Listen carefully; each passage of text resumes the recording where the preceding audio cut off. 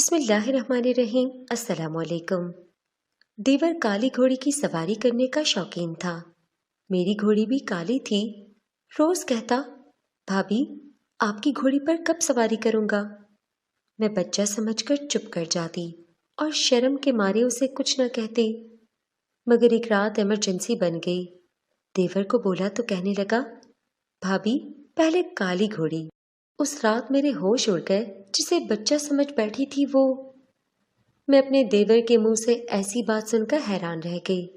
وہ بمشکل 16 سال کا لڑکا مجھ سے ایسی فرمائش کرے گا، میرے وہم و گمان میں نہیں تھا۔ میرا دیور مجھے سوالیہ نظروں سے دیکھتا جا رہا تھا۔ اسے مجھ سے جواب چاہیے تھا، اور مجھے تو اس کی بات ہی پریشان کر گئی تھی۔ میں کیا جواب دیتی؟ میں نے اسے نظر انداز کر کے بات بدل دی اور شکر کیا کہ گھر میں کسی اور نے اس کی بات نہیں سنی، ورنہ اس کی تو خیر نہ ہوتی۔ لیکن وہ ڈھیٹ بنا رہا اور کچھ دن بعد پھر سے میرے سامنے وہی فرمائش کرنے لگا، بھابھی مجھے ہمیشہ سے کالی گھوڑی کی سواری کا شوق ہے۔ آپ مجھے اپنی گھوڑی پر بیٹھنے کا موقع تو دیں، میں آپ کو خوش کر دوں گا۔ وہ باقاعدہ منتوں پر اتر آیا تھا۔ اس کی بات پر مجھے شدید جھٹکا لگا۔ شوق تھا، وہ بھی ہمیشہ سے؟ مجھے خوش کر دے گا؟ مجھے اس کی باتیں بڑی عجیب لگی تھیں۔ میں نے اس سے پھر بھی لحاظ سے بات کی کہ کیا مطلب، تم کب سے یہ سب کر رہے ہو؟ میں نے کچھ گھبرا کر سوال کیا۔ ابھی اس کی عمر ہی کیا تھی کہ وہ ایسے شوق پالنے لگا تھا۔ میں جانتی تھی کہ گھر والوں میں سے کسی کو بھنک بھی پڑ جاتی تو قیامت ہی برپا ہو جاتی۔ کوئی بھی اس کے شوق سے واقف نہیں تھا، کیونکہ سب ابھی تک اسے بچہ سمجھتے تھے اور لاڈ پیار سے رکھتے تھے۔ اسے پڑھائی کی طرف ہی توجہ دینی چاہیے، اور وہ تھا کہ نہ جانے کس قسم کے آوارہ لڑکوں میں بیٹھنے لگا تھا جو یہ فرمائش کر گیا تھا۔ بس 2 سال ہوئے ہیں کہ مجھ میں یہ شوق پیدا ہوا، اور میں نے اپنا یہ شوق سب سے چھپ کر خوب پورا کیا ہے، مگر جیسی آپ کی گھوڑی ہے وہ کبھی نہیں ملی۔ آپ مجھے ایک بار اجازت تو دے دیں، وعدہ کرتا ہوں گھر میں کسی کو نہیں پتہ چلے گا۔ وہ رازداری سے بولتے ہوئے شرارت سے آنکھ مار کر بولا۔ میں شرمندہ سی ہو گئی، میرا دل زور زور سے دھڑکنے لگا۔ تم جانتے ہو، اگر کبھی گھر میں کسی کو بھی تمہارے اس شوق کے بارے میں پتہ چلا تو تمہاری خیر نہیں ہوگی۔ تمہیں اپنی پڑھائی پر توجہ دینی چاہیے، ابھی تمہاری اتنی عمر نہیں ہے۔ میں نے اسے بڑے پن سے سمجھانا چاہا۔ میرے شوہر بہت سخت مزاج آدمی تھے۔ اگر انہیں اندازہ ہو جاتا کہ ان کا چھوٹا بھائی پڑھائی چھوڑ کر ان کاموں میں لگا ہوا ہے تو وہ اس پر ہاتھ اٹھانے سے بھی گریز نہ کرتے۔ میری فکر پر وہ لاپرواہی سے کندھے اچکا گیا۔ کہنے لگا، اب آپ مجھے زبردستی پر اکسا رہی ہیں۔ بھابھی میرا بھی وعدہ ہے آپ سے، آپ کی کالی گھوڑی پر میں ضرور بیٹھوں گا، اور وہ کر کے دکھاؤں گا کہ آپ بھی حیران رہ جائیں گی۔ آپ مجھے بچہ نہ سمجھیں، مجھے تو لگا تھا کہ آپ میرا ساتھ دیں گی۔ کسی کو پتہ نہیں چلے گا، بس ایک بار کی بات ہے، لیکن آپ نے تو میری بات کا مان تک نہیں رکھا۔ اس نے مجھ سے درخواست کی تو اس کی ضد پر میں مزید پریشانی میں مبتلا ہونے لگی۔ یہ شوق پھر ایک بار پر ختم نہیں ہوگا۔ ایک بار تم نے یہ شوق پورا کیا تو پھر تم روز یہی خواہش کرو گے، اور تمہارا شوق بھی بڑھتا جائے گا۔ تمہارے بھائی کو پتہ چلا کہ میں نے بھی تمہارا پورا پورا ساتھ دیا ہے تو وہ میرا بھی گلا دبا دے گا اور تمہیں بھی نہیں چھوڑے گا۔ میں نے اسے سمجھانے کی کوشش کی جو کہ ناکام ہی رہ گئی۔ نہیں بھابھی، میں آپ کو بار بار تنگ نہیں کروں گا، میں وعدہ کرتا ہوں بھائی کو پتہ نہیں چلنے دوں گا۔ رات کے وقت ہمارے فارم ہاؤس میں کوئی نہیں ہوتا، ہم وہاں چلے جائیں گے، بس کچھ منٹ کی بات ہے۔ وہ اپنی ضد پر قائم تھا، مگر میں اس کی ضد پوری نہیں کر سکتی تھی۔ مجھے خوف تھا کہ کسی کو پتہ چل جائے گا، یہ بات چھپی نہیں رہ سکتی تھی۔ اچھا دیکھتے ہیں، میں نے اس سے جان چھڑواتے ہوئے کہا، اور گھر کے کاموں میں خود کو مصروف کر لیا۔ مجھے لگا تھا کہ وہ چھوٹا بچہ ہے، جلد ہی یہ بات بھول جائے گا، مگر اس نے صرف 2-3 دن انتظار کیا اور پھر سے میرے سر پر سوار ہو گیا۔ میں اب مشکل میں پڑ گئی تھی، میرے لیے اسے ٹالنا مشکل ہو رہا تھا۔ یہ انہی دنوں کی بات ہے کہ ایک روز مجھے شام کے وقت اپنی ماں کے شدید بیمار ہو جانے کی اطلاع ملی۔ میری بہن نے مجھے کال کر کے بتایا کہ ماں کی طبیعت بہت بگڑ گئی ہے اور وہ مجھ سے ملنا چاہتی ہیں۔ میں بہن کی بات سن کر حواس باختہ ہو گئی تھی۔ میرے شوہر اس روز گھر پر نہیں تھے اور مجھے اپنی ماں سے ملے بغیر چین نہیں آنا تھا۔ ایسے ایمرجنسی کے موقع پر مجھے اپنے دیور کا خیال آیا۔ میں نے اپنے شوہر سے کال کر کے اجازت لی تو انہوں نے بھی اجازت دے دی کہ میں ان کے چھوٹے بھائی کے ساتھ جا کر اپنی ماں سے ملاؤں۔ میں نے اپنے دیور سے جا کر درخواست کی کہ وہ مجھے میری ماں سے ملوانے لے چلے، وہ بہت بیمار ہیں۔ میرے دیور نے میری مجبوری سنی تو اس کی آنکھیں چمک اٹھیں۔ اس نے بدلے میں فوراً اپنی شرط رکھ دی۔ ٹھیک ہے بھابھی، میں آپ کو لے جاؤں گا، مگر پہلے کالی گھوڑی کی سواری، پھر کوئی اور کام۔ اس نے موقع سے فائدہ اٹھاتے ہوئے کہا۔ پہلے تو مجھے اس کی شرط سن کر شدید ناگواری کا احساس ہوا، مگر پھر بچہ سمجھ کر خاموش رہی اور کچھ سوچ کر اس کی شرط مان لینے پر مجبور ہو گئی۔ اگر کوئی اور موقع ہوتا تو میں اکیلی چلی جاتی، مگر شام کے وقت میں اکیلی نہیں جا سکتی تھی۔ اگر اب اکیلی چلی بھی جاتی تو میرے شوہر بعد میں غصہ کرتے اور میرا بھی نہ جانا بھی ممکن نہیں تھا۔ میں نے فوراً حامی بھر لی۔ وہ مجھے لے کر گھر سے نکلا اور اپنے گھر سے کچھ فاصلے پر بنے چھوٹے سے فارم ہاؤس پر لے گیا۔ اسے پہلے اپنا شوق پورا کرنا تھا اور پھر مجھے میری ماں کے گھر لے جاتا۔ میں ڈری ہوئی تھی کہ یوں شام ڈھلے کسی نے ہمیں یہاں دیکھ لیا تو مسئلہ کھڑا ہو جائے گا۔ میرا دیور پرجوش تھا۔ اس رات اپنے دیور کی تیز رفتاری دیکھ کر میرے تو ہوش اڑ گئے۔ جسے میں بچہ سمجھتی رہی، اس نے تو میری آنکھیں کھول دی تھیں۔ میری جب شادی ہوئی تو میرا وہ دیور گھر بھر کا لاڈلا اور چھوٹا تھا۔ سب کو ہی وہ چھوٹا بچہ لگتا تھا۔ اس کے لیے ہر وقت خاص احتیاط اور پرواہ کی جاتی تھی۔ میرے شوہر اور ان کے بڑے بھائی میرے چھوٹے دیور کو ہر کام سے دور رکھتے اور صرف پڑھا رہے تھے۔ مجھے بھی وہ صرف ایک نٹکھٹ سا بچہ لگتا تھا۔ شروع میں تو وہ میرے سامنے آنے سے بھی جھجک جاتا تھا۔ اس کی شرم کو دیکھتے ہوئے مجھے ہنسی آتی تھی اور وہ مجھے مزید بھولا بھالا لگنے لگتا تھا۔ لیکن جب اس کی مجھ سے جھجک اتری اور کچھ دوستی ہوئی تو اس کی باتیں مجھے حیران کر گئیں۔ اس کے سب شوق اور کام بڑوں والے تھے۔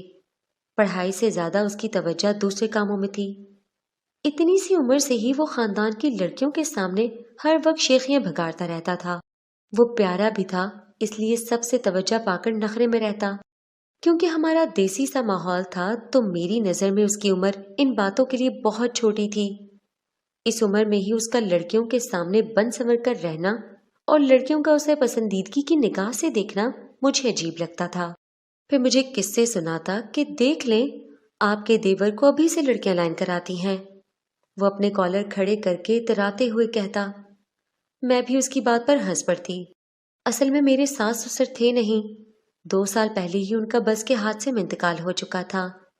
میری شادی بعد میں ہوئی تھی۔ جب میری شادی ہوئی تو گھر میں بس شوہر اور ایک دیور ہی تھا۔ ابھی چند ماہ ہی ہوئے تھے میری شادی کو۔ شوہر کافی سخت مزاج تھا۔ جب تک میرے شوہر گھر پر ہوتا تو میرے ساتھ ساتھ میرے دیور کبھی سانس رکا رہتا۔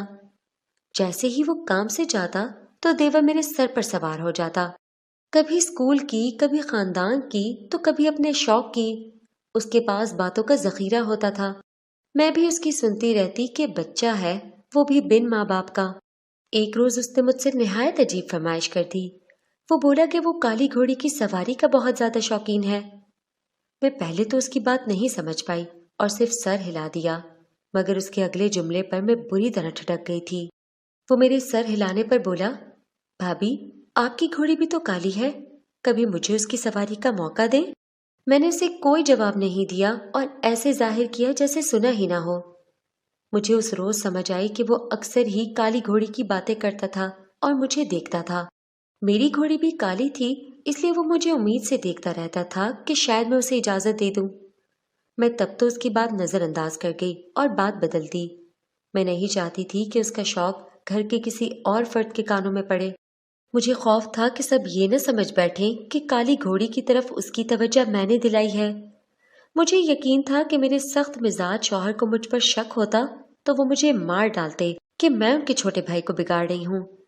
مجھے لگا کہ میرا دیور میرا جواب نہ پا کر خاموش ہو جائے گا اور دوبارہ مجھ سے ایسی بات نہیں کرے گا، مگر وہ کالی گھوڑی کی سواری کا بہت زیادہ شوقین نکلا تھا۔ جب موقع ملتا مجھ سے منتیں کرنے لگتا، میں اسے بچہ سمجھ کر مسکرا کر ٹال دیتی۔ کچھ دن مزید گزر گئے تو وہ ضد پر اتر آیا۔ دن رات میرے گرد چکر لگاتا اور میری کالی گھوڑی کی سواری کے لیے اجازت طلب کرتا رہتا۔ میں اسے ٹال ٹال کر اور بہانے بنا بنا کر تھک گئی تھی، کیونکہ میری وہ کالی گھوڑی بہت نخریلی اور بدتمیز تھی۔ اپنے اوپر بیٹھنے والے شخص کو پل میں نیچے گرا دیتی تھی۔ मुझे यही डर लगा रहता था कि अगर देवर को चोट आ गई तो मेरी शामत पक्की है, मगर वो मुझसे जिद कर करके नहीं थक रहा था। पहले मैंने सोचा कि मैं अपने शौहर को इसका बताऊं ताकि वो खुद अपने भाई को संभाल ले, लेकिन फिर मैं झिझक सी गई। अगर मेरा देवर मुकर जाता तो पूरा घर मुझे बुरा भला कहता। मैं इसी वजह से किसी को बता भी नहीं सकती थी। मैंने अपने देवर के सामने जाना ही छोड़ दिया। उसका शौक वक्त के साथ साथ बढ़ता ही चला जा रहा था। उसकी जिद बढ़ती देखकर मैं घबराने लगी थी। फिर जिस रोज मेरी माँ की तबीयत अचानक बिगड़ने पर मुझे उसी देवर की जरूरत पड़ी, तो उसने मौके से फायदा उठाकर मुझसे अपनी जिद मनवा ली। मुझे लगा था वो बच्चा है और सवारी नहीं कर पाएगा, जल्दी थक जाएगा, मगर मेरा ख्याल उसने फार्म हाउस में जाकर गलत साबित कर दिया था। वो बज़ाहिर छोटा बच्चा निहायत तेज निकला था। अपना शौक पूरा करके जब वो लौटा तो पसीने से तर था और चेहरा जोश की सुर्खी में डूबा हुआ था। शुक्रिया भाभी, मुझे बहुत मजा आया। वो तशक्कुर से मुझे देखकर बोला, और मैं इतनी गुंग थी कि उसे जवाब भी न दे पाई। वो आगे बढ़ा तो मैं भी खामोशी से उसके पीछे चल पड़ी। वो रास्ते में भी मुझसे मेरी उसी घोड़ी की बातें करता रहा और फिर बोला कि आपने ठीक कहा था भाभी, आज मुझे इतना मजा आया कि अब दिल चाह रहा है रोजाना अपना शौक पूरा करूं। आप भाई को मत बताना तो मैं अक्सर अपना शौक पूरा करता रहूंगा। आप मेरा साथ देंगी ना? वो अचानक बोलते हुए मुझसे वादा लेने लगा। मैंने सर हिला दिया। अब मैं मुतमईन थी। उसे देख चुकी थी कि जितना वो माहिर था कोई नुकसान नहीं कर सकता था। हम जब तक मेरे मैके में पहुंचे बहुत रात हो चुकी थी। मैं अपने देवर को उसके आराम के लिए कमरा दिखाकर खुद अपनी माँ के पास बैठ गई। मेरा देवर तो इतना थका हुआ था कि बिस्तर पर गिरते ही सो गया। वो रात के खाने के लिए भी नहीं उठा। मेरी बहन ने हैरत से मुझे बताया तो मैं बात बना गई कि वो सुबह से पढ़ाई करता रहा था, इसलिए अब थक गया है। जबकि खुद मुझे फार्म हाउस में जाने के बाद का मंजर याद आ गया, जिसकी वजह से मेरा देवर इतना थक गया था। हमारे फार्म हाउस में घोड़ों के अस्तबल में मौजूद नस्ली और ऊंचे घोड़ों में मेरी स्याह काली घोड़ी खड़ी हुई थी। ये घोड़ी मुझे शादी के तोहफे में मेरे अब्बा ने दी थी और जब से मैं ब्याह कर आई थी मेरे देवर की नजर मेरी इस काली घोड़ी पर टिक सी गई थी। वो अस्तबल के करीब पहुंचकर पुरजोश सा मेरी काली घोड़ी पर हाथ फेर रहा था।